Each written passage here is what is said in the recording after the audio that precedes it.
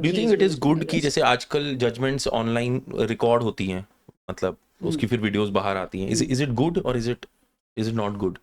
I feel it's transparent, it is good. मैंने कहा मैं आपके बोलने से पहले अपना ओपिनियन दे दूं।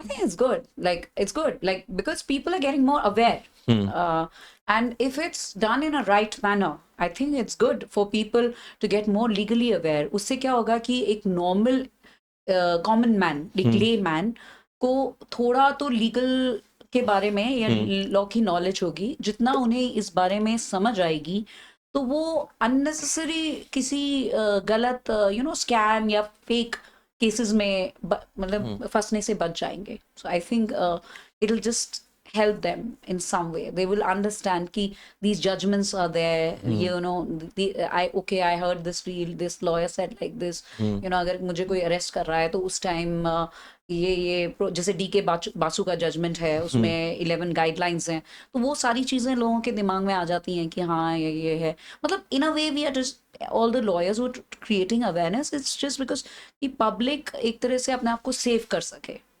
किसी हद तक.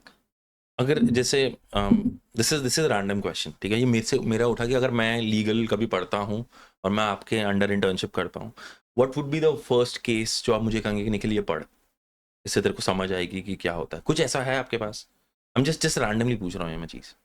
ऐसे बहुत सारे केसेस हैं. ऐसा होता है ना कि मैं मेरे लिए पर्सनल नहीं होता. नहीं, सुप्रीम कोर्ट की अगर आप साइट पे जाएंगे तो सारे जजमेंट, डेली के ऑर्डर्स, हाई कोर्ट के अंदर ये सारे you have to keep yourself updated with और बाकी जब हम लॉ कॉलेज में होते हैं तो हमें बहुत सारे जजमेंट्स ऑलरेडी पढ़ाए जाते हैं, सारी चीजें, लैंडमार्क जजमेंट्स, सारी चीज, बेयर एक्ट्स में भी सारी चीजें हम पढ़ते हैं ये ऑलरेडी.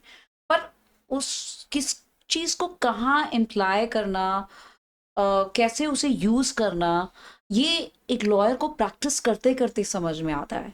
ओके, पढ़ते तो हम बहुत सारी चीजें हैं.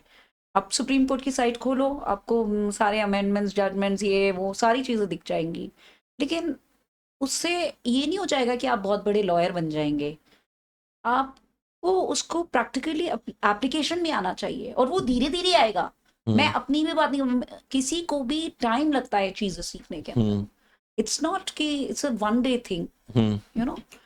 ऐसा कभी नहीं हो सकता. मुझे लगता है कि कोई लॉयर 20 साल से भी प्रैक्टिस कर रहा है ना, अगर वो किसी मर्डर के या रेप के ट्रायल में, आज भी उसके पेट में बटरफ्लाइज घूमती होंगी जब वो सुबह जब अपने मैटर को आर्ग्यू करने जाता होगा, तो उसको एक नर्वसनेस होती है.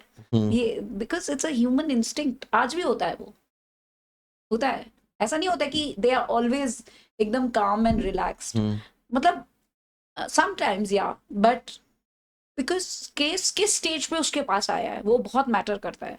सपोज अगर फाइनल आर्ग्यूमेंट स्टेज पे उसके पास केस आया है, अब उसको पहले का पता ही नहीं है इतना, उसने पहले से फाइट नहीं किया. पहले उसने जैसे होते ही है क्लाइंट्स, लॉयर्स चेंज करते रहते हैं अपने, कि एक ही केस के अंदर 6 साल लग गए, 7 साल, वो चेंज करते रहते हैं लॉयर्स. तो उसने अगर पहले बहुत सारे लॉयर्स चेंज किए हैं and finally they have landed up to a good lawyer, a top lawyer, and they have been told to do the final argument, तो ऑब्वियसली नर्वसनेस होती है अंदर से.